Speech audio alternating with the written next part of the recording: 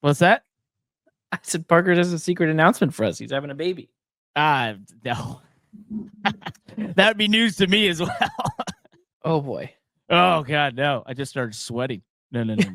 Can't afford that right now. God, I got my own baby. It's called a YouTube channel. It's expensive. So, all right, let's do this. You ready? I'm ready. Welcome to the Money Lap. I kind of look up mid taco bite. You don't know disappointment. Talking all things motorsports by two real drivers. I appreciate being called a gritty driver. With many, many years of experience. We've had to do that other people didn't want to do. The most dedicated host in the motorsports podcast world. Weren't we supposed to have somebody come on our show as a guest? No, we did it. Did we? Yes. Yes, for our 1 year anniversary. And we definitely know what we're doing. Remember, talk through your mic. I'm talking past it like this. Well, if you just pointed it differently. Like, never mind. Never mind. Oh, Never mind. Let's the talk about standards race mic. cars. God's This sake. is our worst show ever. Hello and welcome to Money Lap. I'm Parker Kligman, joined as always by my friend Landon Castle. You're not Land. That's my oldest brother's name. This is our show about all motorsports. Today, we get to dive into the Xfinity Series deeply because NASCAR resurrected the Rock and the Cup Series took their 1 weekend off. We'll also talk some F1 from Jeddah and why the best track design, as Landon tweeted, is basically those cars in a parking lot with some painted lines. There was a race in the World Endurance Championship, the Imola 6 Hour, which was a full contact affair. Incredible to see all those hypercars and GT3 cars there. Valentino Rossi got into a collision for the lead in the GT3 category, but we won't dive too deep in that because I only got to see the highlights, but it was wonderful to see those awesome cars on that beautiful track. And we have a special guest today. Tommy Joe Martins, co-owner of Alpha Prime, coming off two of their cars in the top five for the first time ever and potentially close to winning. Parker Retzlaff missed the pole by 1/1000th of a second over Connor Zilic. That was close. But Landon, before we get into any of that, the big thing I have to discuss with you is once again, you have been duped on the internet. That's what you're leading off with. That's the big secret. Yep. Did I get duped though? Well, I think you were being facetious, but it was pretty damn funny. Did I get duped though? I like to say from the outside, if you just glanced at it, you looked like you got duped. I knew the background. Should we explain? Yeah, go ahead and explain. So there was a post about Talladega banning the 8. Yeah. And you wrote, lol, great job, Talladega marketing department. Yep. Obviously could be the idea of actually tricking people into wanting to represent the 8 and buy merch and that sort of thing. What did you mean by this? Well, that's exactly what I meant. Okay. But then Talladega responded to you with, oh, it definitely wasn't us. Parker, you shouldn't believe everything that you see on the internet. Apparently not. Jeez. Right? You have been duped before, though. Was it not Adam Slurn or Downforted that got you one time? I think it was Adam Slurn. But I'm still trying to figure out why everybody is so certain that I got duped here. Well, you can set the record straight right here. What's the deal? I don't know. I don't know if anybody knows the record. So you think this is a secret, basically psyop marketing initiative by Talladega to force more 8 merch sold by saying it's banned? Who benefits the most from bringing attention to the race at Talladega this weekend? Kyle Busch. I don't know. I don't know. I mean, but why are we just? I guess why are we so quick to say that I got duped? I think some people felt like you got duped. They did. Sarcasm is tough to interpret on the internet. I wasn't being sarcastic. So you feel like this could be an initiative secretly being done. It could be. You weren't duped.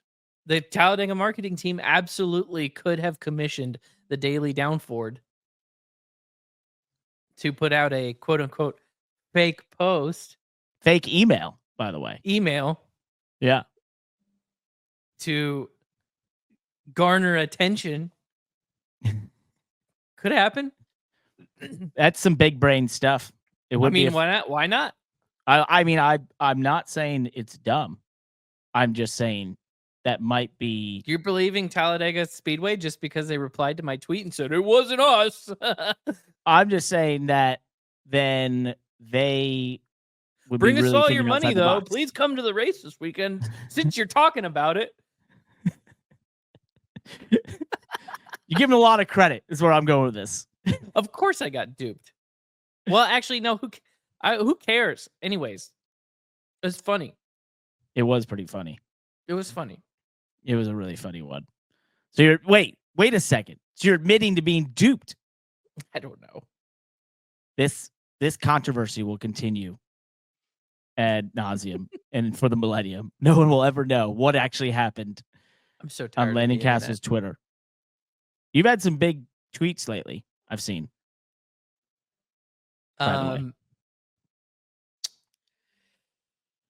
Yeah. What are some of my big tweets? Let's go ahead. Let's just talk about them. Oh, you want them out there now? No, Let's they're talk on your about 'em. Twitter. Any good ones? I can't remember. I just saw that you had some good reactions. The one this weekend about the race, the F1 track, was a good one. I will talk about that. We'll talk about it in the F1 section. So, you know what doesn't? You know what people wouldn't be duped by? Great deals on diecast at You nailed it. spoilerdiecast.com. Let's go. If you want to talk about a big deal, spoilerdiecast.com is crushing it right now, especially if you use promo code MONEYLAP, and you'll get free shipping on any order over $20. And for the entire month of April, which is still going on for another 9 days, I suppose, that same code gets you a free 64 scale diecast with any purchase. So if I did not explain this well enough to begin with, spoilerdiecast.com is your best source online right now for motorsports, collectibles, apparel, diecast, everything you need. It is like the basement diecast store that we grew up with in the bottom of a mall, but online right now. They've got, where did we count this? 1,900 products in stock. Sorry, I had to get back to my ad read. They're the fastest growing diecast and racing merch companies in the business, and for good reason. They ship same or next day, so your order is not sitting in limbo forever. And their selection is massive. Like we said, over 1,900 products in stock, mostly NASCAR, kind of like us, but they've got dirt, sprint cars, IndyCar, and even F1. I need to change the wording on that. So whether you're hunting down a rare piece or just looking to kind of rep your favorite driver, go to spoilerdiecast.com, use code MONEYLAP, take advantage of the free shipping, and also get that free diecast, little Easter egg, if you will, 64 scale diecast while it lasts. I didn't know you read those. Really? Wow. You thought I was just doing that off the dome? Yeah, for like the last year and a half. Are you Jeez. serious? No, I'm not. But you got duped once again, baby. Let's go. What? Let's get on with the show. Let's talk Rockingham. We mentioned it. They resurrected the Rock. I raced in the Truck Series on Friday. That was fun, although we probably had a left rear hub going bad probably the whole day. We had a vibration practice that showed up in qualifying. Thing was moving around a lot. And then in the race, we still manipulated the strategy a little bit to get into the top 5. And truck was seriously hard to drive, but we had good enough pace to be up there, I felt like. It was cool to get on the repave and that sort of thing. And then we, for like 2 weeks, Chris Carrier and I said, this is going to be a fuel mileage race. It's going to be a fuel mileage race. So he comes on the radio. Yeah, we're under caution in stage 3. And he's like, we've changed tires because we wanted to get rid of this vibration, thinking maybe it was a loose wheel or something. Or no, we came in and just tightened the wheels.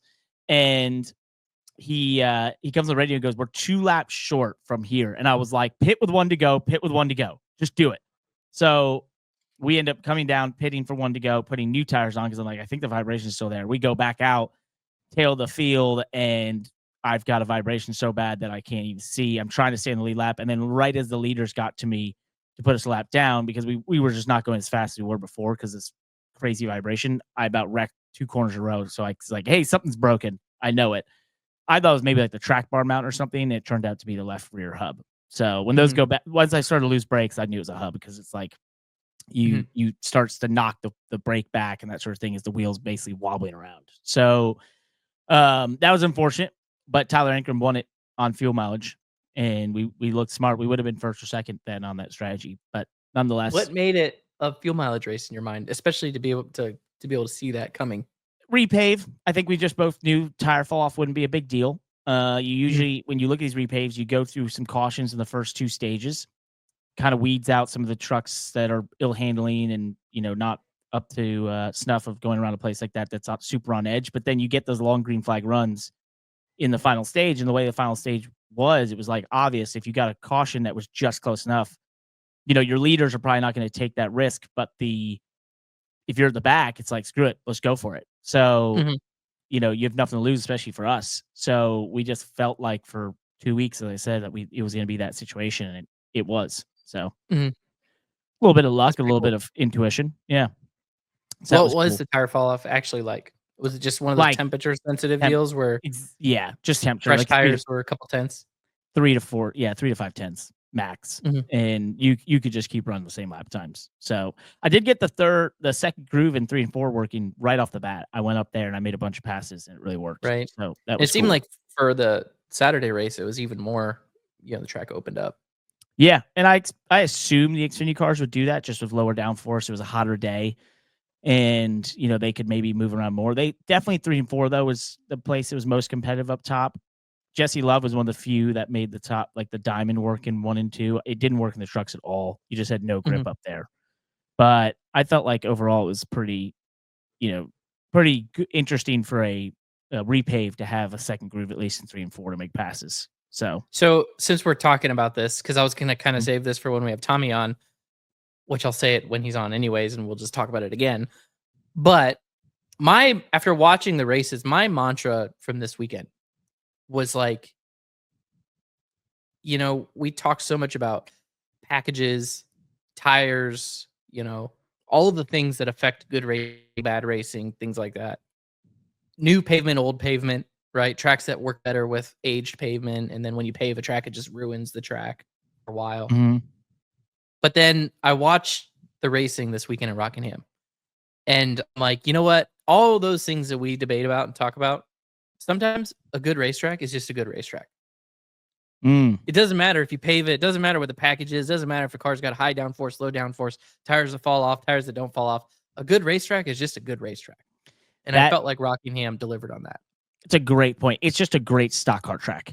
The way the corners are designed, you kind of fall into the banking in a really intense way. You exit the banking in a very intense way. So it unsettles the cars. If you watch the Xfinity cars, they're moving around on the exit of the corners all the time. Even the leaders, it just looks classic stock car racing. And it's just well designed. Yeah, it's just, they nailed it. And this repave is about 3 years old. So it's had a little time to settle.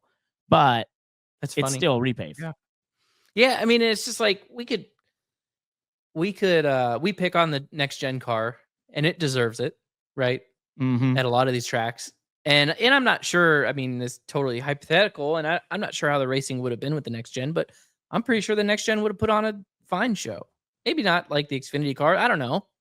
But like, I just think that Rockingham is just one of those tracks that it's just a good racetrack. You can't screw it. You darn near can't screw it up. No, Look at Homestead, right? Yeah. It's like Homestead's a track that from the time it was brand new pavement to now, they've raced trucks, Xfinity, Cup cars, next gen cars, every generation of car on it. It's a damn good racetrack, no matter what type of car races on it. Yeah. It's just a good track design. It is. We mentioned having a guest, Tommy Joe Martins, co-owner of Alpha Prime. 2 cars in the top 5 this weekend. Parker Retzlaff missed the pole by 1/1000th of a second. I believe we have him right now. Josh, can we get him on? Is that possible?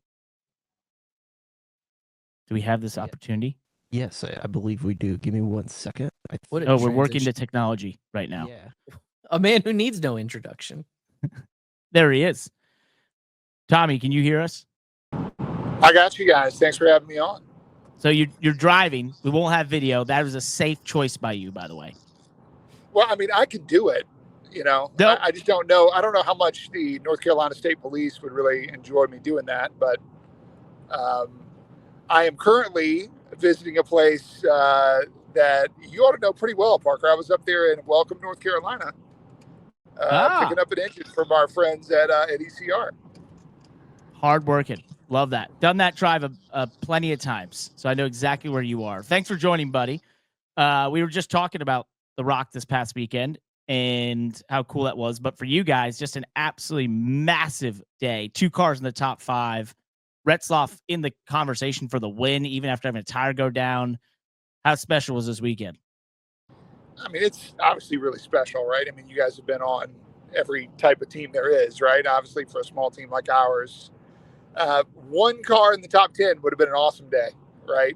And to have 2 cars in the top 5, I mean, obviously that's a little beyond anything that I probably would have ever dreamed of. And I mean, honestly, just evaluating where the 4-car speed was at, I mean, it was really a contender for the win, really all day. And that's obviously one of the fastest race cars we've ever had. Parker's doing an awesome job. And then Brennan, I mean, Brennan's the guy that's won there at Rockingham. He went into that race with a whole lot of confidence. And obviously it turned into a little bit of a mess there at the end. And I think they took a really good strategy and kind of made their way through some of the mess. And then he did an awesome job on some of those restarts and probably got the best finish he possibly could have.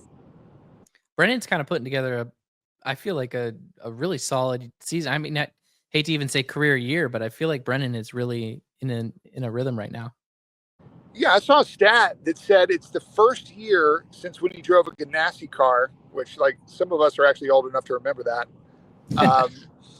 It was the first year since he drove that car that he's had 2 top 5s in a season. That's cool. Which is pretty awesome. Crazy. Yeah, and obviously, like I look at the breakdown in points, right? Like you guys get into some deep level stuff here in the money lap, and I got like something I just want to bring attention to, like the way that the Xfinity Series points have kind of worked for driver points the last few years is there really have been like some really dominant cars kind of at the front of the field, and they kind of gobble up all the stage points, all the driver points, right? And if you look at it this year, the breakdown between those that are in the playoffs and those that are out, the points are distributed a lot more evenly than they have been the last few years. And I think about like Parker got, not only did he finish second in the race, he got second place stage points in one of those stages as well, right? And like, yep, we know that if we're going to kind of be up there in the driver points in the mix for the playoffs, all that stuff, you've got to score stage points. Like it is critical. And I see so many more cars and drivers in that top 20 in points, really the top 22 in points, that aren't just getting good finishes, they're also scoring stage points. And that just tells you kind of how competitive the series is right now. To that point, wait, 1 sec, Landon. To that point, you guys actually tied Jeb Burton for the second most points on the day with the 4-car of Parker Retzlaff, which was 43. The winner, Jesse Love, only had 44 points. Obviously, he's been disqualified. They're going to appeal that, so we'll see how that shakes out. You could have, if he does get disqualified and that holds up in the appeal process, you guys will have tied for the most points of the day, which is, I mean, that's nuts. I mean, that's nuts. And the idea that I was sitting on the wall, kind of before the race started and like right there watching qualifying, be 1,000th away from the pole, right? So that's where I'm kind of having to wrap my brain around this. Like I actually said it to our crew as I was sitting there kind of waiting for the last couple of restarts. Really, I don't get quite as nervous anymore because I went through this with Parker earlier this year at Atlanta where he was restarting up front and then wound up getting wrecked there, that last little run there. He was actually getting kind of a push to maybe have a chance to take the lead at Atlanta on the last lap and then wound up getting wrecked. And then as we were kind of racking them up for this final restart, we had 2 in the top 6 or 7 or whatever it was. I just went, well, this could go really well or really bad. You just kind of learn to live with it, and you kind of get okay with it. But like I told the crew right before that restart, I said, I've kind of got to get used to the idea that we could just go win a race. And it's not like, oh, well, if it really broke the right way and all that kind of stuff. Like, yes, did the yellows at the end of the race help us get back in position? Yes, without a doubt. But it's hard to say a car that qualified second and ran in the top 10 all day would have been like a shocker if they won the race. Like you wouldn't say that about any other car. It's just the fact that it's got a 4 and Alpha Prime Racing on it is what makes it kind of a shocker. But, but it was a car that qualified on the front row. Yeah. Right. And maybe you could say that you've gone from, well, we got to get lucky at a super speedway to win, to, maybe we're not going to dominate the whole race, but like you said, we qualified in the top 5, ran in the top 10 all day.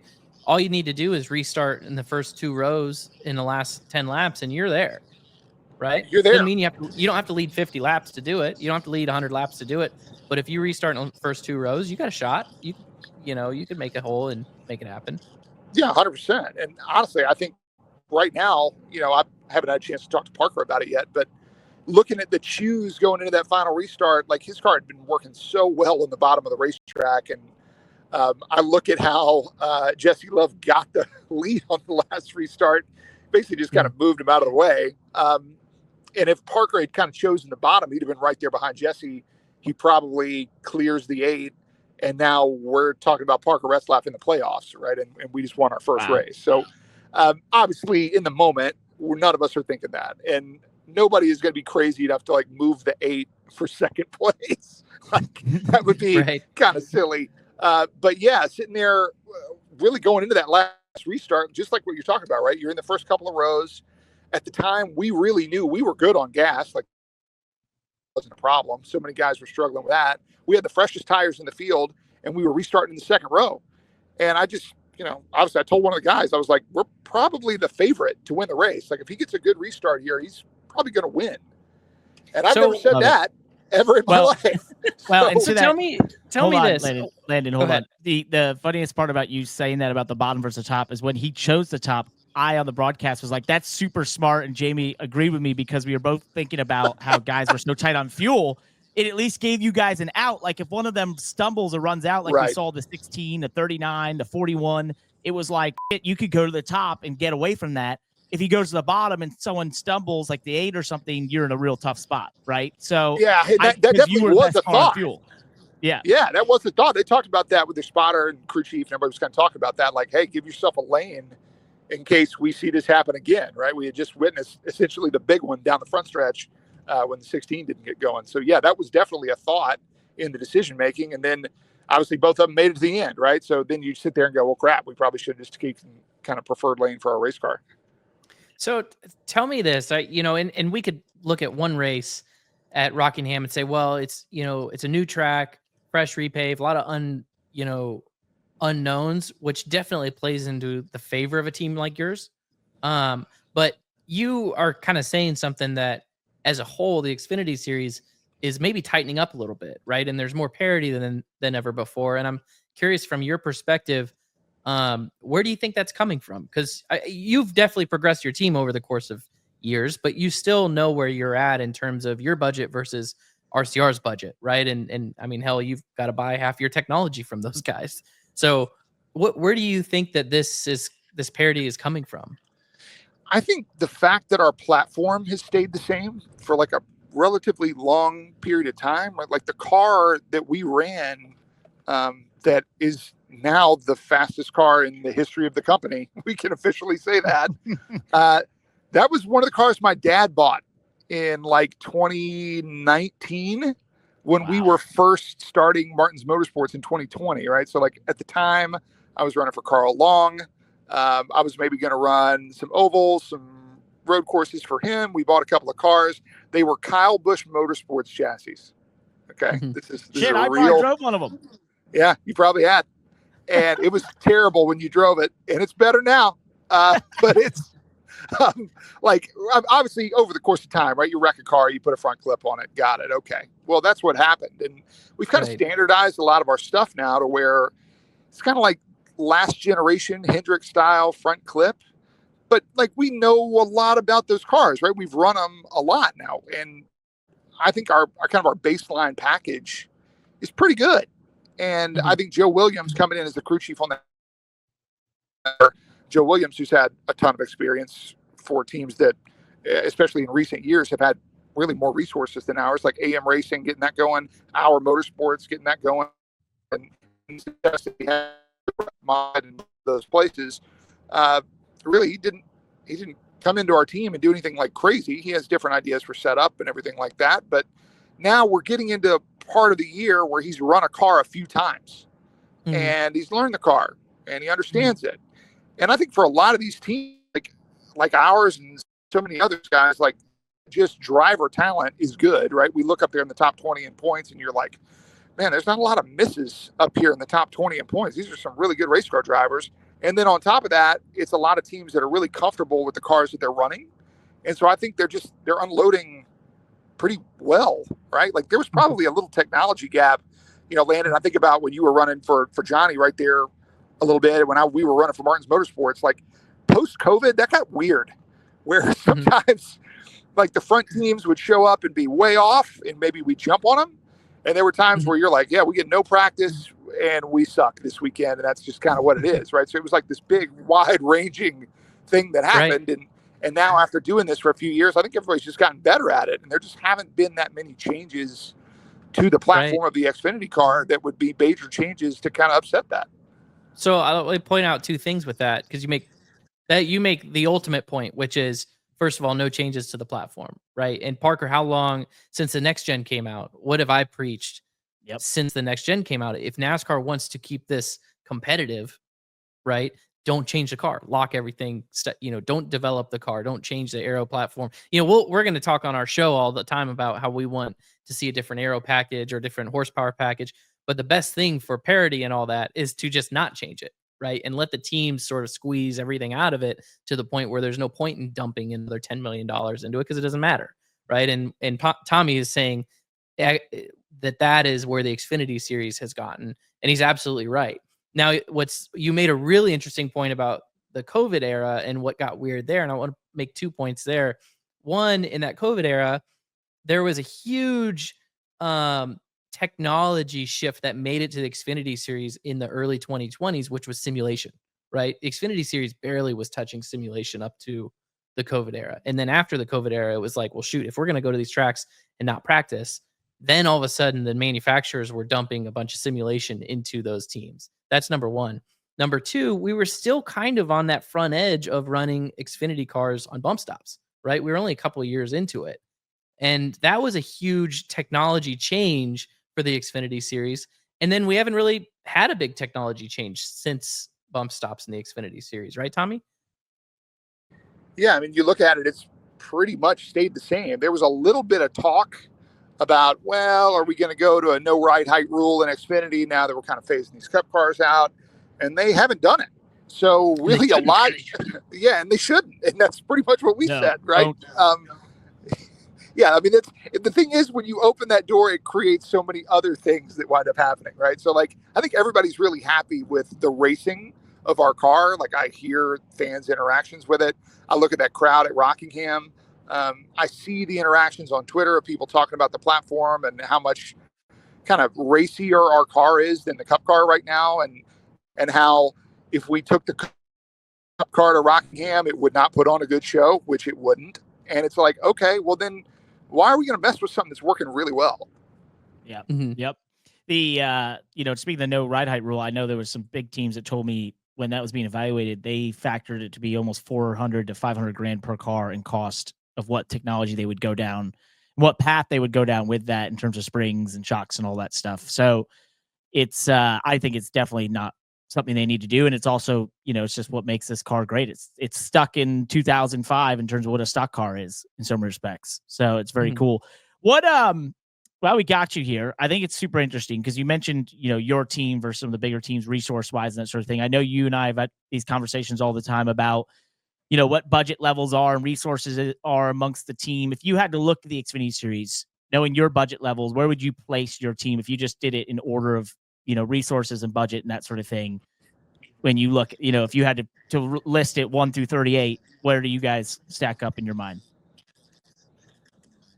Yeah, so I've thought about this. This is an interesting question, right? And this is something that I think very often you hear guys talking about, well, the budget of our team and the small team and all that.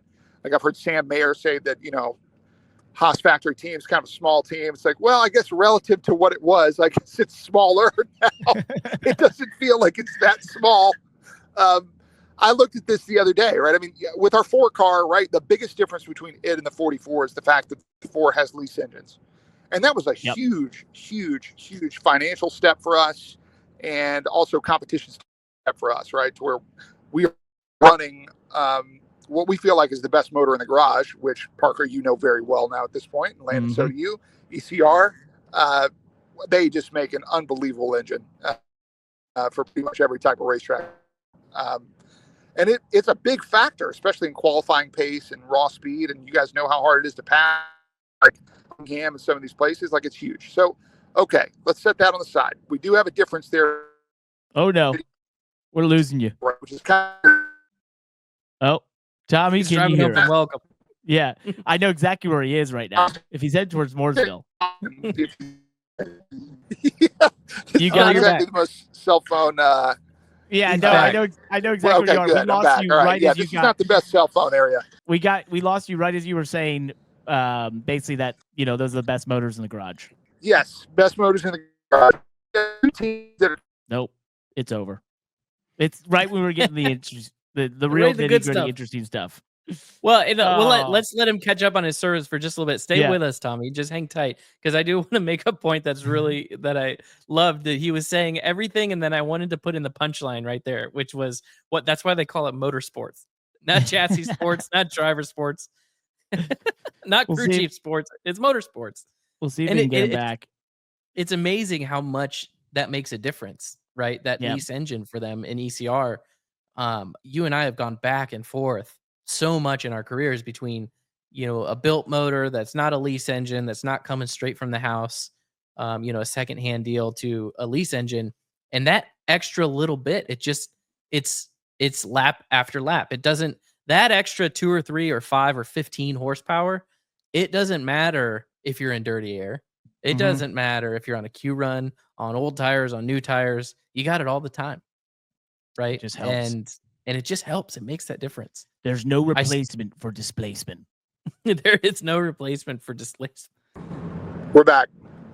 We're back. All right, so we lost you at best motors in the garage. ECR. Best motors in the garage. Yeah, ECR, got to cut the promo here, and you guys know him well. And I heard Landon say, it's a motorsport, and that is true. And we see it in so many places that we go. And just a little quick aside here before we start talking about the money, but like the thing they've really worked on over at ECR, it's not like the difference between a bought motor and a lease motor now. It's not exactly like top end horsepower. Like, that is a big deal. But talking to these guys, like, it's really like the getting up to speed and the torque and like the recovery of an engine, right? So when you're out of the gas and then back in it, man, it is a big difference when you look at that on the graph. And you see that, right? At a place like Rockingham, where you're slowing down in the middle of the corner and then accelerating back out, that's where that engine is a big deal. And so you see that with Parker, qualifying pace, all that kind of stuff, right? Okay, so that is an uphill battle for Brennan. Obviously, they're frustrated with it at times because we both have an Alpha Prime Racing logo on it. And I think it also speaks to just how good Brennan is, that he's kind of overcoming that deficit so often, right? We look at where he's at in points and everything, and he's just doing a fantastic job, right? You guys have been in situations where you've kind of had to do more with less, and he's doing that again right now. So really cool. All right, now let's talk about the money. Realistically, where are we lining up on the grid? I thought about this the other day. I think realistically, I think the 44 car is probably like the 28th best budget on the grid. Wow. I think the 4 is probably like 25th, 26th, somewhere around in there. I think the 4 car is pretty comparable to what's going on probably over at like Tyler Young's. And you've seen Anthony Alfredo show a little bit of pace here and there, right? They're doing lease motors, kind of the same type of program as us with the 4 car. And I'd say that Brennan's team is pretty close to what Mario Gosselin's doing with like Ryan Ellis's program. Like, we're running those ECR engines, and it's a pretty small team. And that's, we're maybe spending a little more than that, but that's probably pretty comparable to what we got. And so when you look at a team, if you said you had a team that was 26th and 28th on budget and they finished 2nd and 4th, that's pretty remarkable. And I'm just blown away by our people. And that's really what this comes down to, guys, right? You guys have worked on really big teams where maybe the people weren't great. Resources were great, but maybe the people weren't great. Mm-hmm. And you've worked on really small teams where you had great people. And there's a big difference. And right now, I think we're a small team, yes, but I think we've got some really, really good people. And we've clearly got some really good race car drivers. What do you think that Absolutely. the financial gap is to like the top 10? We're talking $1 million in budget, 2 million.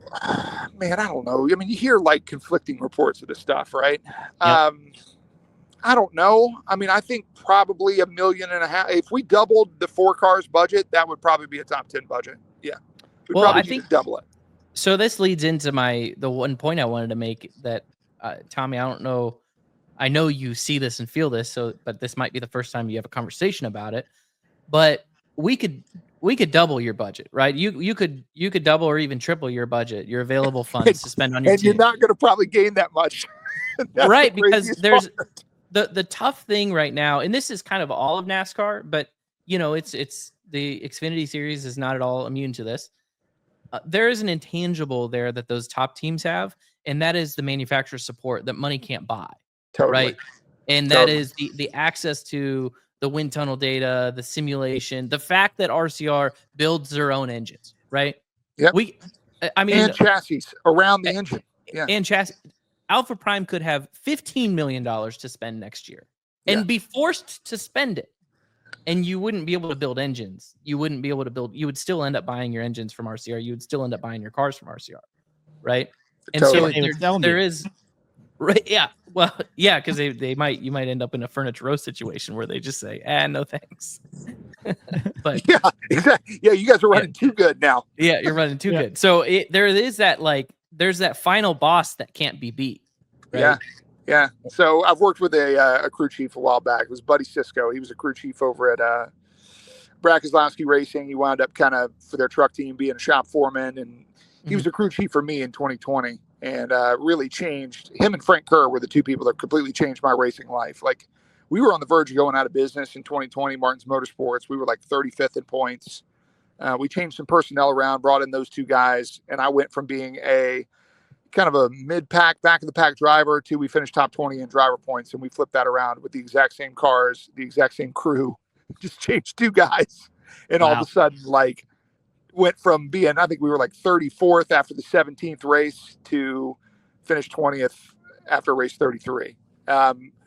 Pretty crazy, right? So that taught me a lot, where it's just like, it's just the people. And Buddy would say something to me. He said, it's not about money, right? Like, okay, just like what you're talking about, Landon, you got plenty of money.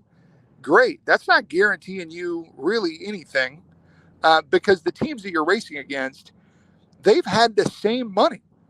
And they haven't just had it this year. They've had it for like 15 years. I'm pretty sure Mr. Childress has had it for 50 years.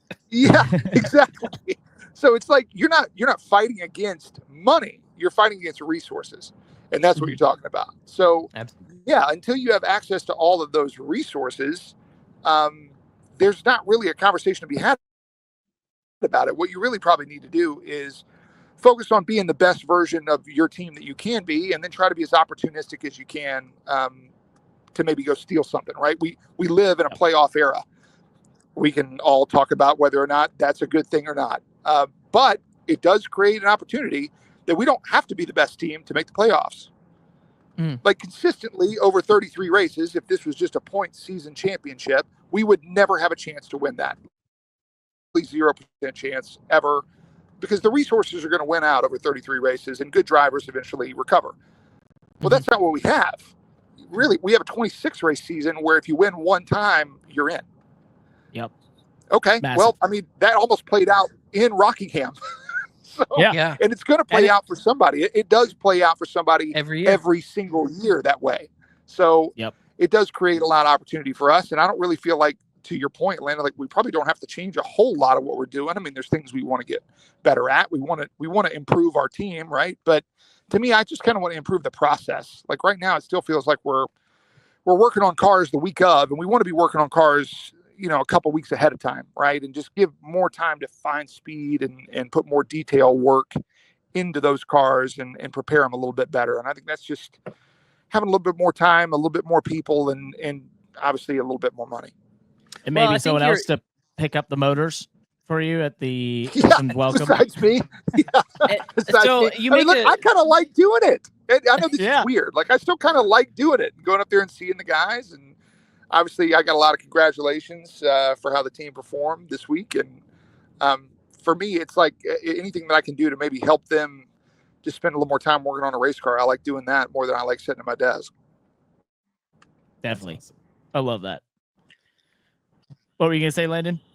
Well, I love where your head's at when you're saying, we want to work on the cars ahead of time, not just be always thrashing them together the week of, or always feel like we're behind. But there's something you have the right mentality there that you're like, I want to focus on the process. I want to keep improving our processes. You have to do that. That's an absolute given. There's something there about that idea of working on the cars ahead of time, because I'm pretty sure of all the teams I've worked for my entire career, I've never worked for a team that felt like they had their cars ready when they wanted them, right? So I think there's something to be said about it's okay that you're getting the cars, that you're working on the cars the week of the race. Shoot, technology changes, things change, ideas change. Maybe it's okay that you're responding, that you have to respond the week of the race, right? But it's the fact that you want to focus on the process, that like, I want to be more lean and efficient in our production.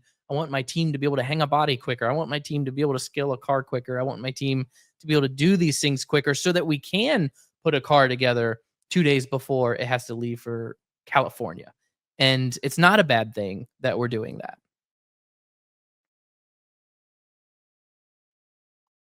He was so blown away by what you had to say.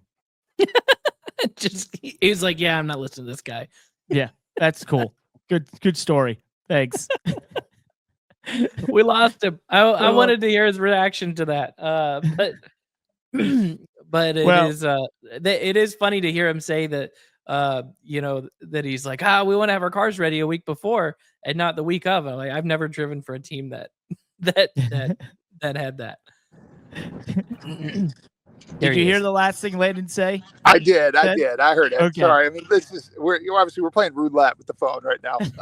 Yes, I agree with that. And I think, obviously I'm just like Landon, right? I mean, every car I've ever driven was put together like the day before we loaded it. And I think there's like probably like a limit to how far you can get ahead. I mean, just realistically, right? Like you're never going to be more than probably 2 or 3 weeks ahead ever. Otherwise, what really are you doing? It's a little bit of wasted energy in getting that far ahead. So there's probably like a sweet spot. I don't think we're there yet, but I look at the 4 car and how fast it was, right? And that's the first time this year I can honestly say as a race team, and the 44 for that matter, where we had gone to the Rockingham test. We got information. We ran the exact same cars with both teams, right? So one of those cars, we obviously ran them at another track earlier in the year. Luckily, they didn't get wrecked. We were still able to run them at Rockingham. We had information. The cars were already together. And it felt like we were pretty much done with those cars on Wednesday afternoon, and the trailer didn't have to go over there till Thursday, right? And they spent a little bit more time Wednesday evening and just looked over some stuff, and really didn't have to, but just, spend a little bit extra time. But instead of like right up to the deadline working to get it ready, it was already ready. And they just spent a little more time getting it faster. And then you unload and you're 8th in practice and you're outside pole and all the other things that kind of follow along with that. And those are not coincidences to me, where when it's a chill week for the guys in the shop, that generally leads to a pretty good week on the racetrack. And obviously I think the opposite is also true. So here's one perfect example. And I had like this realization one time when I think I was walking through Roush Fenway, and I was seeing how much time they were spending setting the splitter angles with the roamer arm. And I was like, that extra 2 or 3 hours that this car chief is spending on a splitter, right? That a team down the street, may not even have those resources, but just the time to spend an extra 2 or 3 more hours to set every single corner of the splitter. Not just like, I set the splitter angle in 3 points, right? He set the splitter angle all the way around the splitter. Like that's the detail that you're talking about, that you're like, man, if I could just get my car from the body shop on Friday so that on Monday, my car chief could spend an extra half a day on the splitter. That's what translates to that just calm, cool, more prepared that you're talking about.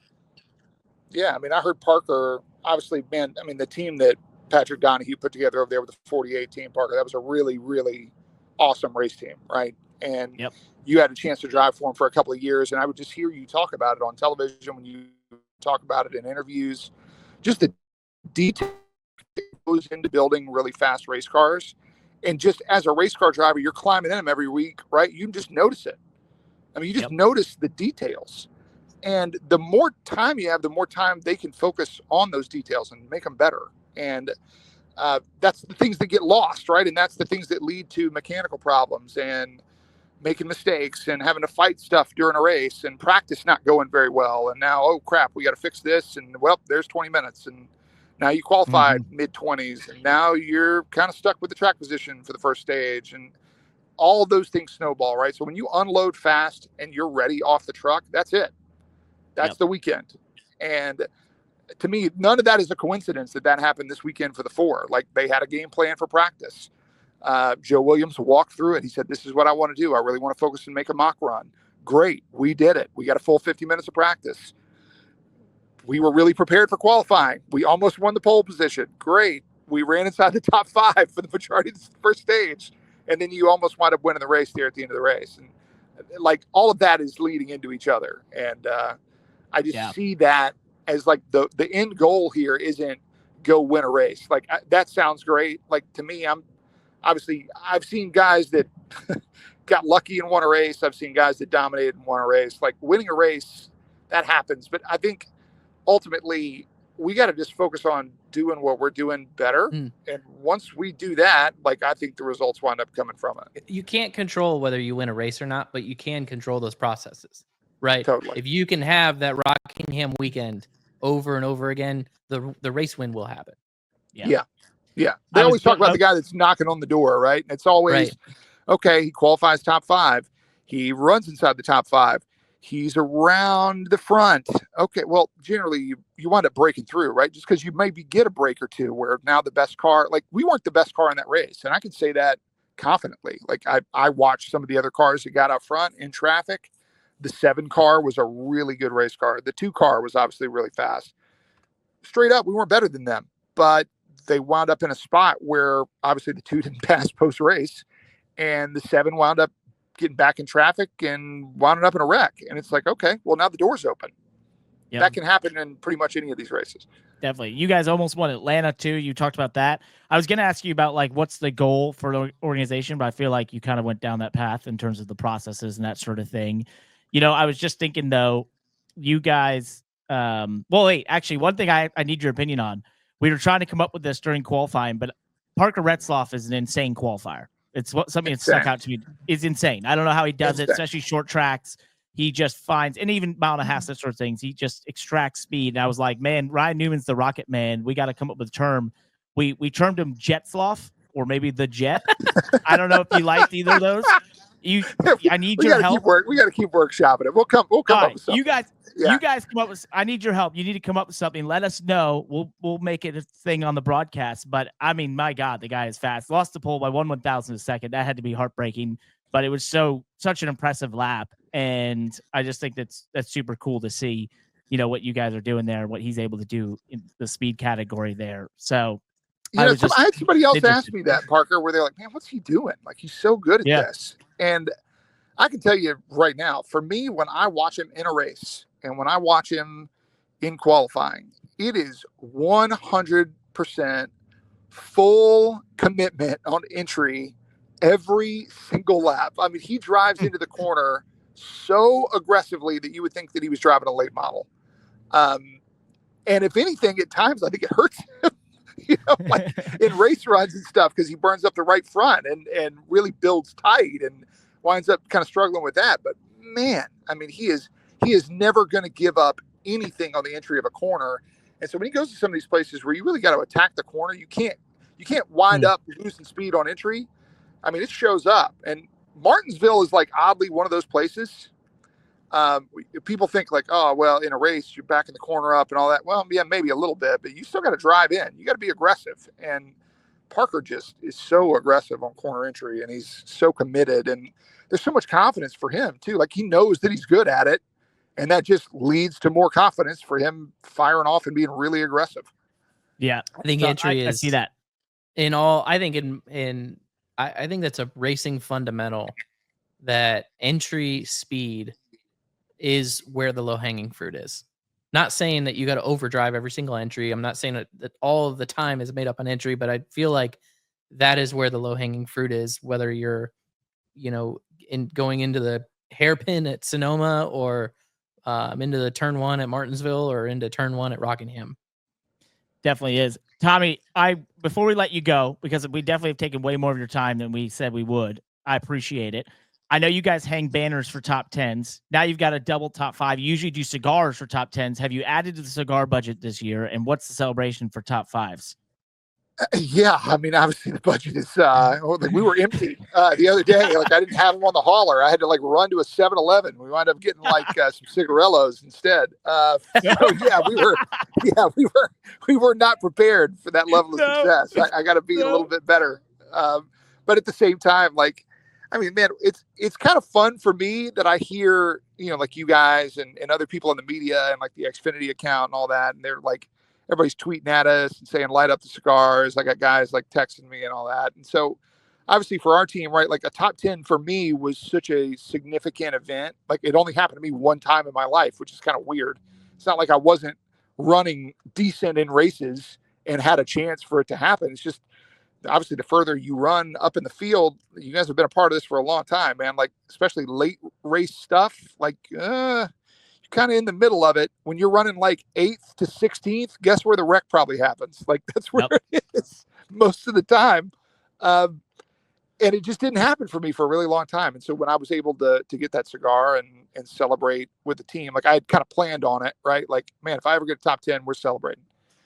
And then I just wanted to hand it down, right? Because we've still been a small team for the last several years. And we've had guys driving for us get their first top 10, like Stephen Parsons, who's a really talented race car driver, and Sage Karam, who's a really talented race car driver. And we've had these guys that kind of broke through with our team a little bit. And now to see it happening, I mean, what's weird for me is that it's turned into, yeah, man, we're going to go to some racetracks and we're going to have a chance.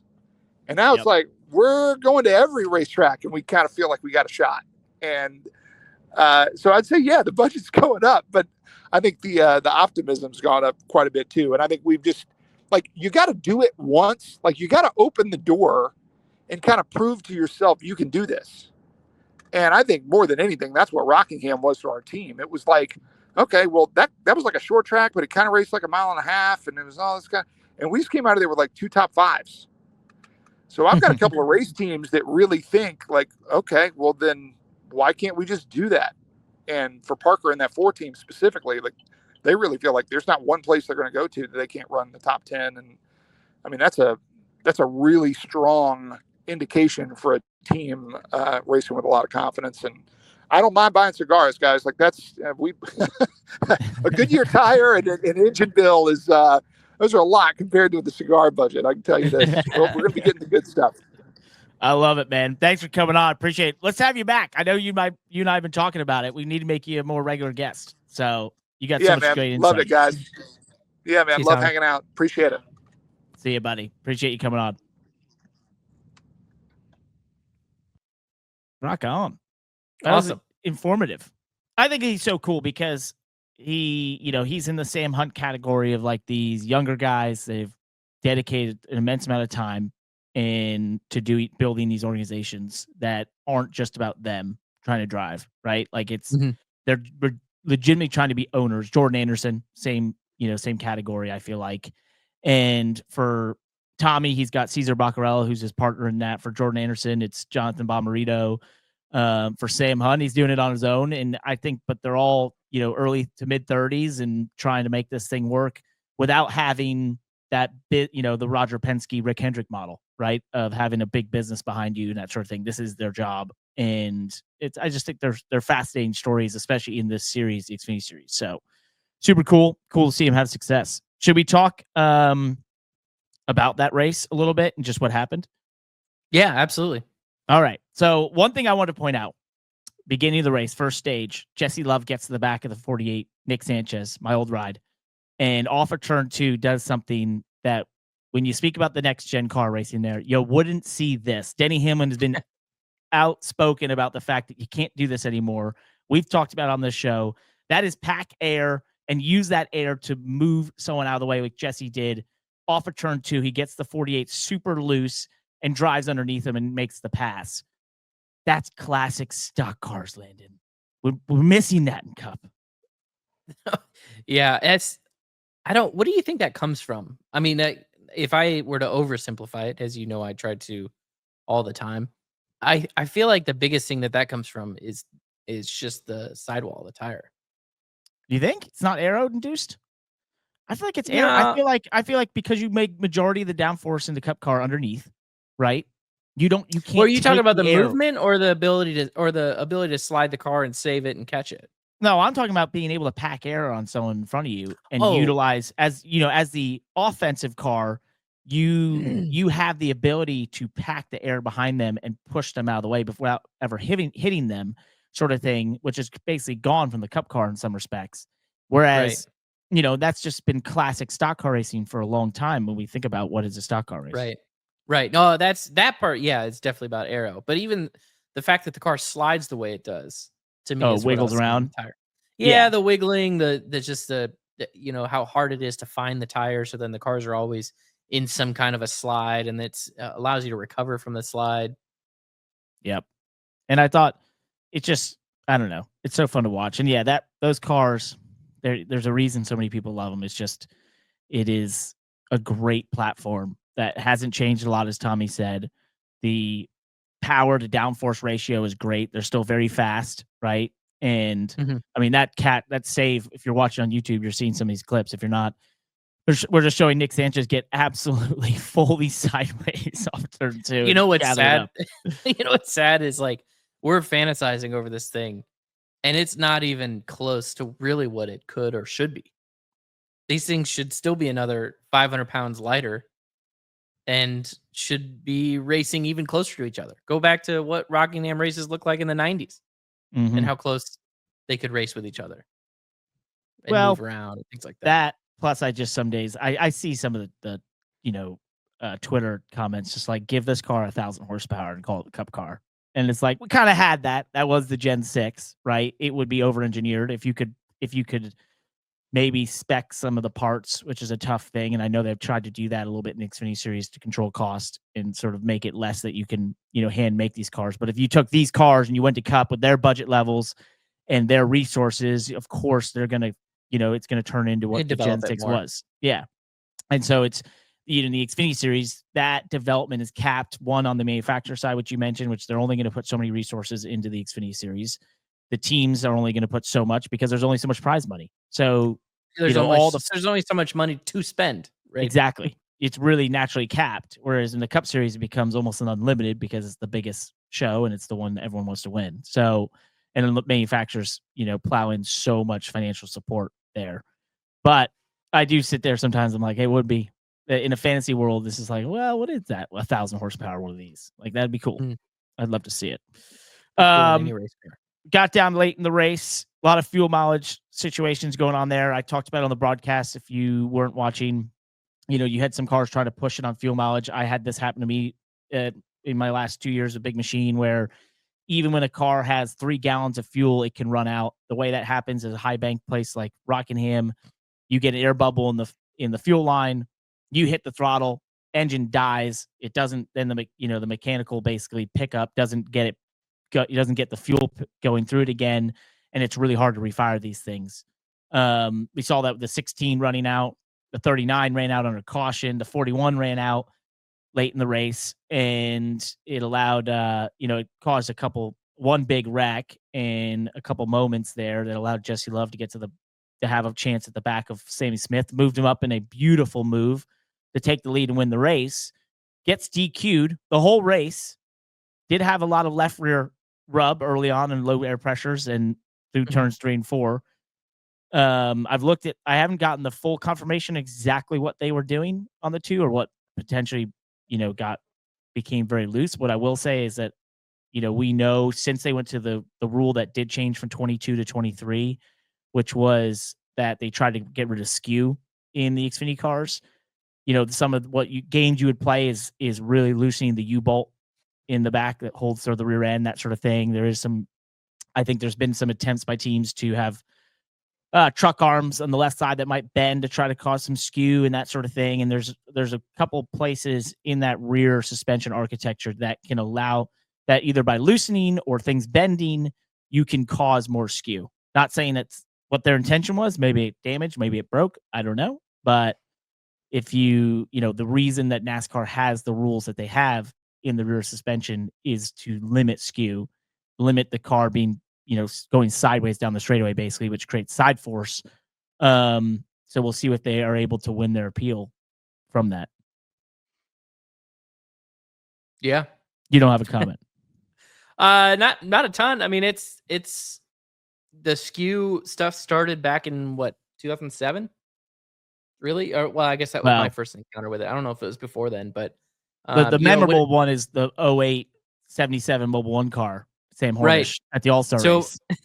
So back then, you didn't have to mess with the truck arms to accomplish what we wanted because the rules hadn't really been written yet. So the teams were just putting hubs in that towed the tires out. So the tires were just pointed to the right, the rear tires. And so it would just turn the car and it would turn your steering wheel and the car drove like that all the time. And then NASCAR said, well, teams were, I think that 77 car in that famous clip from Charlotte, 15 years ago, they had like 3/4 of an inch or an inch of toe out. Right. And then NASCAR for the better part of a decade, pretty much just tightened that down to like 3/8 of an inch pretty much. Yeah. And just said, here's how much you can tow out. Right. They put a limit to the toe.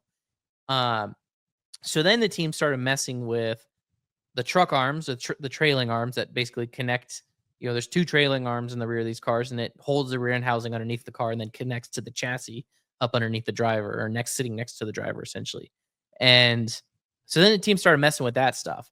And there is all kinds of fun stuff that happened through the years there. At one point when I drove for Finch, we had a monoball in the front truck arm mount that would just move. So then when you step on the gas, the whole rear end would just, twist and move. And so there was all kinds of different truck arms that people messed with. And one that's happened a lot is they would build the truck arms out of the right, thickness of steel and even the different spring, material steel, spring steel that had, kind of a softer torsion to it so that the truck arm itself would bend and twist and allow the rear end housing to move. And then they would also leave the U-bolts loose, and the U-bolts were the bolts that would just mount the rear end housing to the truck arm. So then the rear end housing could move on top of the truck arm, and they would leave them really loose. And so then NASCAR would have like a torque spec and make the teams torque those bolts in tech to make sure they were tight enough. So I will say that technology and the way that teams have developed to try to cheat around this has, I want to say it's kind of plateaued. I think it's a pretty simple system back there, and I think they've run out of new ideas. So I would be surprised if the two team had a new idea that they brought to the table. I think it might just have something to do with the tightness or I don't know. Yeah. Of those U-bolts, maybe it was too loose, or the way NASCAR described the infraction and the rule that they cited specifically mentioned that the rear end housing has to mount to the truck arm on a flat plane, on a flat surface.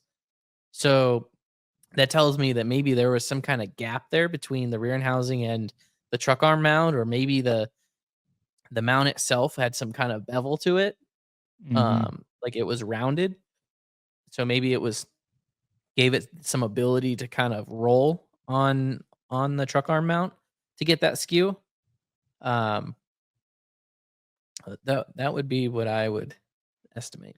Yeah, and I think to your point, definitely there's limited new ideas in this because the Cup teams hasn't developed. In the late 2010s there, when all that was going on, when you'd go up on the track and the rear end would basically break as you went up onto the banking and set the car and that sort of thing. And You had literal truck arms like you're talking about that were made of different materials that were bending at certain spring rates and that sort of stuff to move the rear end a certain amount. It got wild, and it continued to get more and more wild, and NASCAR was always sort of playing catch up against the teams on that. And it got to the point where, some of those, especially at the Cup level, when they were going a 1.5 mile tracks, you could only use that car once because it, you had even parts of the chassis that were braking to help the rear end move to create side force. Right. It was worth speed. So that, when I say braking, like literally imagine sort of like a bar, a metal bar that snaps in a certain weld that allows movement. And that's what they were trying to do once the car, after it went through tech. So it's like, it was crazy. I think to your point, Mo, as we get more info, we'll find out what happened there, but there's not a lot of new games to play, and it could potentially be just have overstepped it in terms of the game that everyone's sort of playing. And the last thing is when you drive cars that have these rear ends move around, that was a big factor for me in 23 getting into these race cars again for the first time in a couple of years, was having to deal with that rear end's going to move on the entry of the corners. And you know, how you control that and get through that feeling and that sort of thing it can be a big leap. So it's definitely something that you just have to be, as a driver, you need to know it's doing that, and then ref or not get screwed up that the rear end's moving around. It feels like you're going to spin out. It's going to catch. It's just how the suspension is built. So we'll see. Nonetheless, it was a cool weekend. 20,000 in attendance, full total sellout of the grandstands and hospitality at Rockingham. Love that. It was a cool event. I hope it all comes back next year. So, and it was cool that Xfinity was kind of the main show with the Cup Series off for the weekend. Big news from Jordan Bianchi in the NASCAR world. He says Homestead-Miami Speedway will host the 2026 championship races for the Cup Xfinity and Truck Series. We've all won. The internet won. We did it. We did it. So this is Bianchi breaking the news, but this is yet to be announced. Yet to be announced. He's breaking it as a confirmation that it's going to happen. So that's good. That's exciting. That's good. I like that. I am going to be, and I feel like I always have been. You can play back the clips, but I am graciously appreciative of Phoenix as a championship venue. I think it's a perfect venue on paper. I love Phoenix. The weather's perfect. The market is beautiful.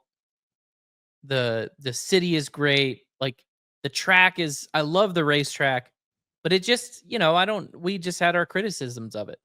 And then you have a track like Homestead that has kind of almost everything that Phoenix has in terms of market and beautiful and destination and all those things, but has a better track.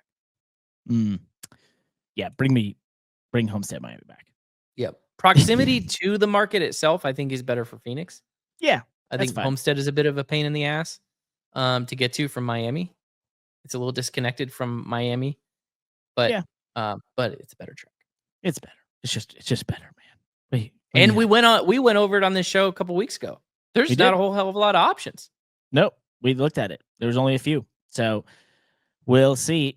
Possibly a rotation in the future. That will happen as well.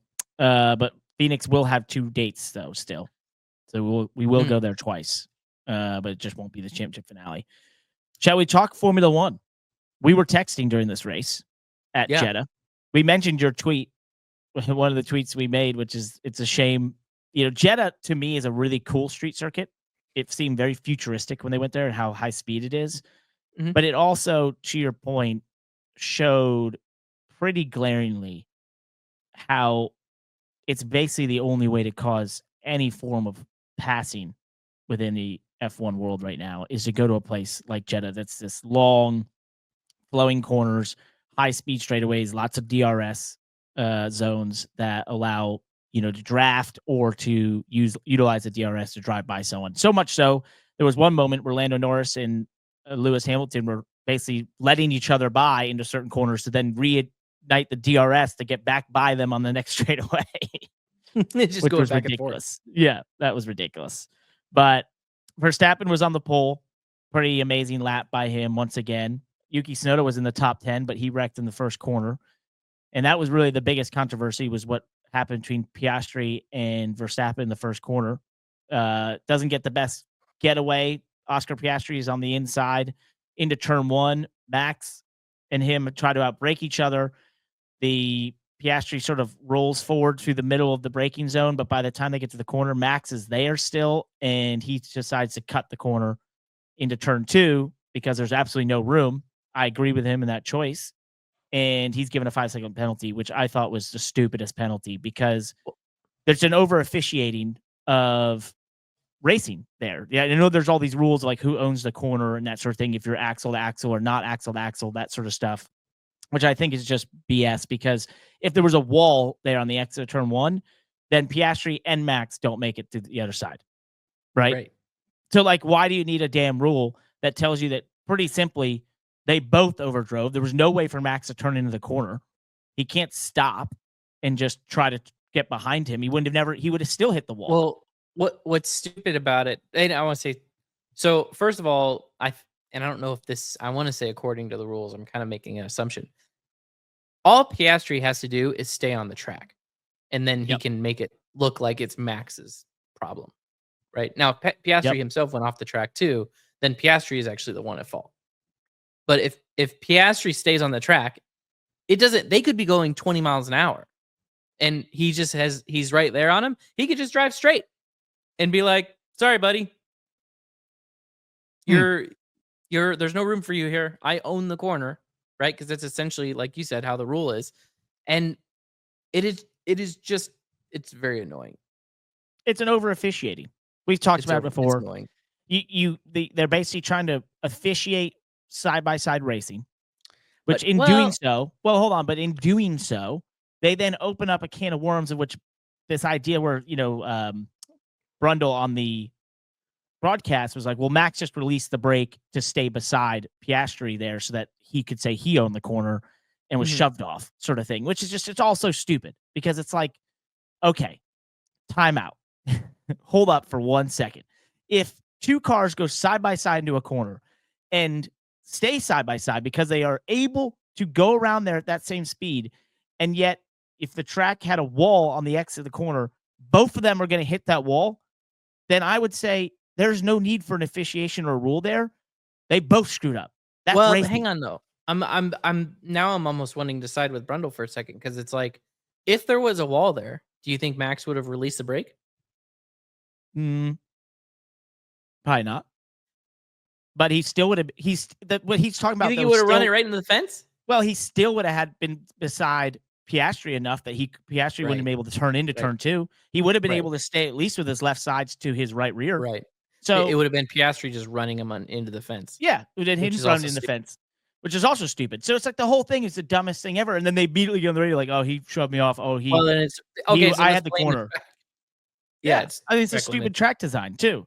It's dumb track design and it's dumb officiating. Like there's just no reason for it.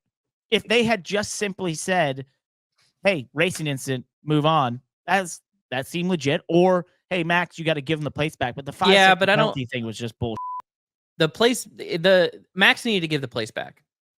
The 5-second penalty is stupid. Max, that you had a caution car, safety car, whatever they call it.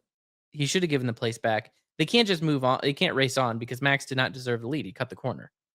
Yeah, doesn't matter if you agree with. That's fine. Yeah, it doesn't matter if you agree with, Max or not. You can't take the lead by cutting a corner. No, you can't, because he had lost the lead for a second. So I could see all that for sure. I could see that. Nonetheless, I just think it's the over officiation is frustrating. And down to where Max post-race comments were basically like, "I'm not going to say anything because you'll penalize me because you now have rules about what we can say." It's just so dumb. So dumb. They're trying to ruin a really good thing, which is F1 is a very cool deal, but it's just consistently the FIA is proving to be a organization that feels incompetent and overzealous in rulemaking and loves to be a part of the story. Did Max have the option to run the whole race with that penalty? I believe you can, but if you have a pit stop, it is more advantageous to do it, to take it on the pit stop. I don't understand that. I disagree. Why not keep the track position the whole time Keep That's true. keep And see if you keep get a 5 Piastri seconds in out. dirty air. Maybe and- you. Well, then we have to look that up. Maybe you have to if you have a stop. If you come to a stop, you have to serve They it. probably have to. Yeah, you probably have to. You're right, because you would just let it happen at the end. You cannot would- have it opted to have it added to the end. If you come into the pits, you must serve it in the pits. From There what you I'm go. So reading. it was a rule. Yeah, it is a rule. Still a stupid rule. They should have sent Yeah. the flagman out there with the. I sound like a short track. You back.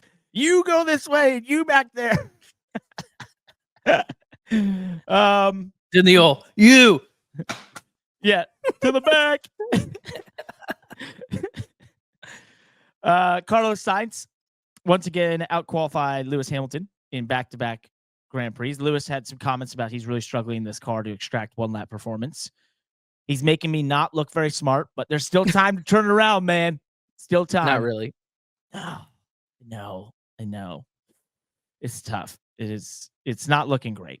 Let's put it that way. He's having a tougher acclimation period to those cars than I would have thought. You know, he wins the Chinese GP sprint race, and I'm like, I look like a genius. This is gonna happen. And he's imploded since then. So I don't know if it happens. Oscar Piastri, off of winning, is now the championship leader, overtaking Landon Norris. He also joins Landon Norris at 5 wins apiece in their careers. The McLaren team has some real serious decisions to be made here eventually, in that at some point they're going to have to choose who's number 1, who's number 2. Landon Norris, being the senior driver and the guy you would assume would be in that place, is quickly losing the chance of, asserting himself as the number 1. That would be quite a coup by Oscar Piastri to take that place from him, I feel like. Yeah, absolutely. Very interesting. I don't know. Is Piastri just firing on all cylinders? Is Norris slipping a little bit? I would say last week Norris, probably he had the faster car last week, and just had his penalty that really dug him into a hole. Wouldn't you think? Yeah, that makes sense. This week it just seemed like he got beat. He just got beat, man. It wasn't fast enough. I saw he had a comment. He did an interview afterwards where, he's been on this whole tirade of like, we're not the easy, fastest cars. He's like, we show a lot of pace in practice, but then obviously Verstappen goes out and wins the pole. Their cars are just as good. Mercedes is just as good as us. Ferrari's right there. And I'm like, yeah, I kind of see that, but then like, you guys are kind of like leading the most sessions and you definitely have the fastest cars. So they're definitely downplaying their their performance, advantage. which But Zach Brown has done the same thing in the last couple weeks. You've got Max only 13 points behind in the World Drivers' Championship. So could he do it with essentially a car that no other teammate can even finish in? poor Yuki, by the way. I was just going to point out that I feel like that actually shows the true gap that McLaren has to the rest of the field. Because if you looking at the points right now, you have Piastri and Norris, with their 10 or 15 points ahead of Verstappen, but then it's another 15 points back to Russell. Yep. Right? And then 30 points back to Leclerc. Mm-hmm. So, Verstappen has sort of wedged himself in between, and in the points championship, in the drivers' points championship, it makes it look like there's this race for a championship, but the feeling is that Verstappen is barely hanging on. Yeah. Right? That he's hanging on by a thread. I don't know. I think that McLaren might even have a bigger gap than we give them credit for. So I believe so. I realized I forgot to put this in the show notes, but one of the pundits for BBC came out and said an intriguing story around Max is that he could take a sabbatical next year just to see how the new rules regulation goes with the new engine rules and to determine what team he would want to sign with in 2027. Thoughts on that? Nothing would surprise me with him. He's an old school racer that just wants to race fast cars. And the way the rules are coming together, it looks like they're kind of a show. There's, the same reason that there's discussions of maybe just continuing these rules, although that doesn't sound likely, or The idea of V10s have come back to simplify everything, which would be my vote. That would be amazing. Make them 1,200 horsepower V10s and let's make them roar and sound great. And it would be awesome. And also the last thing, get the size of the cars down by 50%. It is absolutely ridiculous. The reason that your track comment made sense is that the cars are just so damn big. I had someone on Twitter tell me that they had done a comparison that the F1 car is basically the same length as a Tahoe right now. Literally a Tahoe. Like, why are they so big? That is a 7-passenger vehicle. They're big why do they because keep making them bigger? Well, they added the hybrid BS that has just been, to me, just the stupidest waste of time and money in the history of anything ever in motorsports, because it just doesn't do anything. It's cool in the World Endurance Championship, sports car racing. It makes sense that it's always been the place that sort of stuff happens. But for F1, it's just like, make fast damn cars that sound really cool and make them the fastest cars there are. And the hybrid thing, enlarged the whole power unit situation.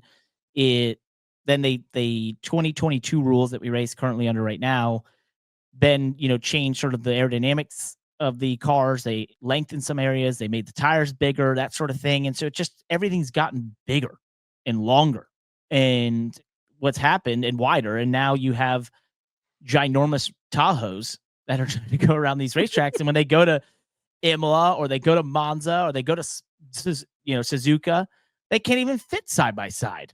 Monaco, you can't even physically put two cars side by side. So it's just gotten out of control. And I've been watching the 2002 year in review on F1's app. It's one of my favorite things. When I used to love these year in reviews they would do. And you go back and watch those cars. They were 1,000 horsepower V10s, and they were probably about half the size of these cars. And they're twitchy, and you can tell how fast they are. And their guys are self-spinning in the middle of races because they're so hard to drive, and they're so on edge all the time. And they can race side by side and make passes, and they didn't have DRS. And you're like, what? Give me that. Why can't we have that? Would you keep DRS? I'd probably if you could keep have DRS. If you could have everything you wanted, would you keep the DRS or not? Yeah, I don't have a huge problem. I mean, DRS is a little lame in some places, but it's not a huge problem to me. Because I think I like that it kind of gives you hope that you could see something happen. Yeah, I don't have a huge problem with DRS. I think it's a fine system, but the cars are just in a horrible place. So what in the hell does DRS do when you already have 1,200 horsepower? Oh, hell yeah. We'd be doing about 250, 230. Let's go. Some places.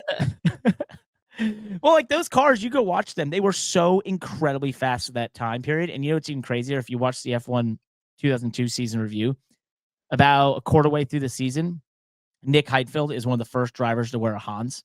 It's right around when it came out, post Dale Earnhardt's death. And a couple of the other incidents that happened throughout the racing world at that time. And he's like showing off like how it bruised him and that sort of thing, but he was going to run it. And I was like, they were driving cars that were so insanely fast, and they didn't even have Hans devices or anything. Like, it was just, what an era.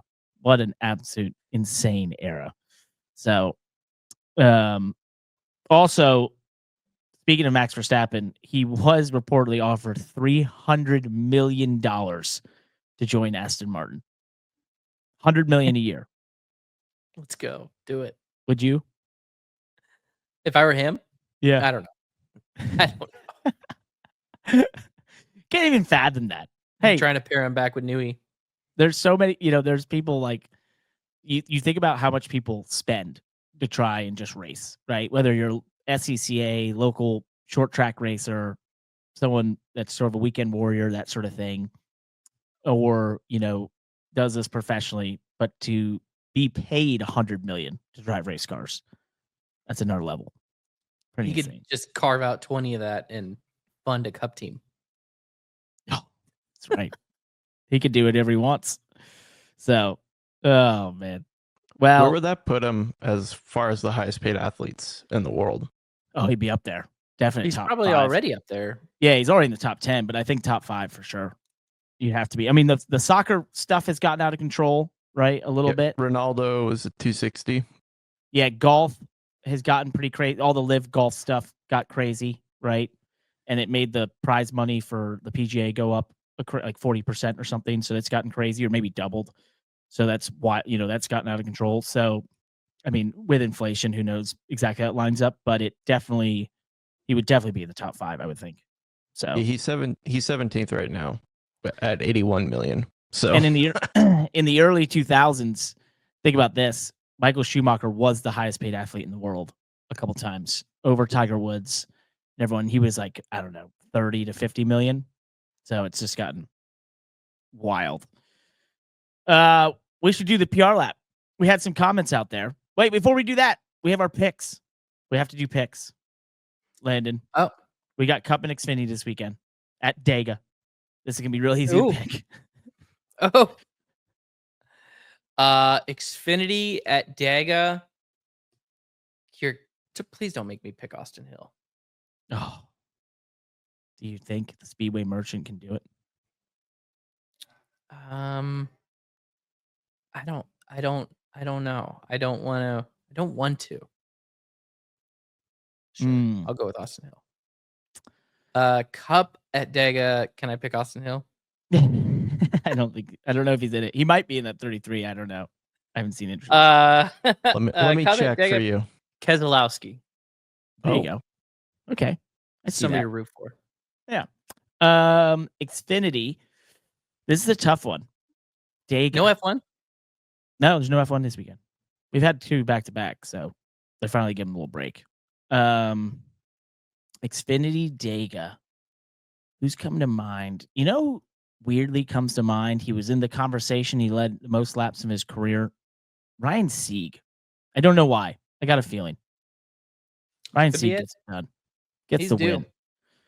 win. First win, Dega. Cup.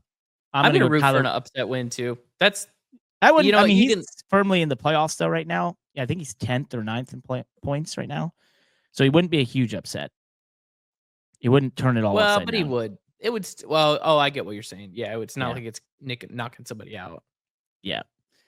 But it would be cool. I don't think it would be an upset though because he's been damn close in a variety of places. So we'll see. I don't know. Ryan Sieg. Cup. I'm gonna say Tyler Reddick. Gets it back going again. Was close to Darlington. Tyler Reddick's gonna show up prepared. We had a new Apple review out there. Says 5 stars. Good show, boys. From J Card SI. Big NASCAR fan. I listen to NASCAR pods or shows on my commute to work, but also have an appreciation for motorsports as a whole, which is a cool thing. You guys cover it all to keep me updated. Appreciate y'all. Thanks. Thanks, J-Card. Yeah. Do you want the Spotify one? Sure. Take it. Joe Morganti. Morganti? Morganti. I don't know. I'm sitting too far from the screen. Here's what needs to happen with the car. Joe's got some direction for us here. Narrow up the tires. Is this the tone, do you think, that he wrote this into? Yes. Here's what needs to happen with the car. Narrow up the tires, get rid of the flat bottom and diffuser, and give the cars 900 horsepower. That will fix it, in my opinion. Can't say he's wrong. Bump it up by 100. 1,000. Needs to be 1,000. I just want 1,000 horsepower. I want the top series. IndyCar, F1, NASCAR, 1,000 horsepower is the minimum. It's 2025. Let's get to it. If you drive at the top level of a motorsport series, it should be 1,000 horsepower. I wish they were lighter too. I don't care about the weight. I like the heaviness. I care about the weight because I feel like the weight affects a lot of what we wish we could do with the tires. I think that Stock when cars are heavy.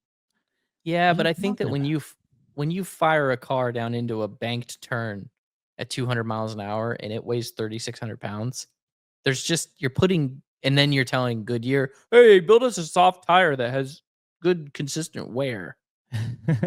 Oh, but by the way, we're gonna launch this old girl into the corner.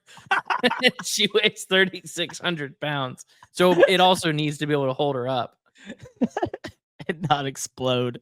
I just think, we're gonna launch this old girl in the corner. That's a clip. Like, I just think if it weighed, I don't even know if it's possible, but with all the safety and stuff too, it's I think it's probably difficult now to get the weight down where it needs to be. But yeah, gosh, if these things could weigh, 3,000 pounds, or less, maybe, I don't know. What do they weigh now? 34? No, they are like 3,500 now, something like that. I just Closer. gosh, Closer I to wish they could weigh 3,600. if they could weigh like 3,000 pounds. And that's Mhm. what the cars of the it's not talked about a lot, but I'm pretty sure the cars in the early 90s and stuff, they were what, 3,100? Oh, I don't know. Were they? I think They were smaller for sure. They didn't Yeah, have all and the like safety that's stuff. I you know, thought I 3,400 was just like the weight of a stock car in NASCAR for a long time. Now maybe that's early 2000s, Gen 4 era that happened, but I was pretty sure. So we had a bunch of comments on I'm YouTube. texting Dale right now. I'm texting the one guy that I know that will text me back and also know the answer to this question. Are you talking about? Are you name dropping Dale Earnhardt Jr.? Yeah, I'm asking Dale right now. All right, while you do that, I'm going to rip through some of these. Oddly, our producer, Josh, put all the comments that said, "Hi, Parker and Landon, can we send Josh to more races? Hi, Parker and Landon, can we send Josh to more races? Hi, Parker and Landon, can we Crazy. send Josh to more races? Hi, Parker and Landon, can we send Josh to more races?" My goodness. This guy had something else to say. Got my Daytona win shirt today. Can't wait for the diecast. Thank you, Parker and Landon. Been loving the show. Look forward to it all week. That's nice. Appreciate that. Who is this? TBNVFM48. So thanks for the support. You don't really have time to get your answer back. He's typing. Oh, real time. I said, what did Cup cars in the 1980s and 1990s weigh? 3,100 less? Oh, we're getting a response. I don't know how long. But yeah, to me that's just the forgotten part of this conversation is what the cars weigh. And that's one thing too that's forgotten when we say, well, they only had 650, 700 horsepower back then. Is True. They also didn't weigh as much. Gosh, he's a slow typer. Or he's writing you an absolute novel of a response. Just like a He's total so monologue. He's so excited to give you this information. He does. If you ask him anything, oh my gosh, I'm dead wrong. what did he say? He said 3,400 in the 90s, 3,700 in the 80s. What? Oh, is the wrong way. See, you were wrong. Weight is good. Stock cars have to be heavy. You get down to GT car category at 3,000 pounds. Then this thing is basically a GT3 car, 100%. I think the Lamborghini I've been racing is like 3,100 pounds or just over 3,000, give or take. Uh-huh. So, you're definitely getting the category of that, and that feels way lighter than a stock car for some reason. Huh. Yeah. Well, then I'll quit talking about weight. Who We see also? more power, baby. We Would see a- more power. Would a lighter car be more susceptible to like aerodynamic issues as well? Or does that not really matter? That would no aerodynamics is separate. So I mean, it would be Okay. different in terms of like if you had 400 or 500 less pounds, the downforce that's on the car in relation percentage wise would make obviously the grip level different in corners that are basically the effect of the grip from aerodynamics. So it would affect that in terms of racing. I don't think it has any effect. The car creates the wake that it creates. So it would be different if like you went to Texas 3 and 4 and suddenly it was easy flat out, right? That would be different. Or if you're at Vegas, it's easy flat out because you suddenly have a lot more grip because you have 400 less pounds. So that would be very different. Oh no, Landon. What? Tommy went way longer than we thought we'd have him on. And he was probably just getting back from vacation. We don't have Kyle Busch here right now. He's not going to make it. He left the green room again. It's just what I mean. We have been at this for a while with him. One of these days. It's gonna One of these days. have to happen. We either need to gonna get Kyle on this show or we need to find a new bit. It's not a bit. This is real. You don't joke about such a thing. That's 2-time NASCAR Cup Series champion Kyle Busch to you, sir. How dare you? Well, we'll have to try for next time. Thanks all for listening and watching. Peace. Thank you so much for watching and listening to the Money Lap.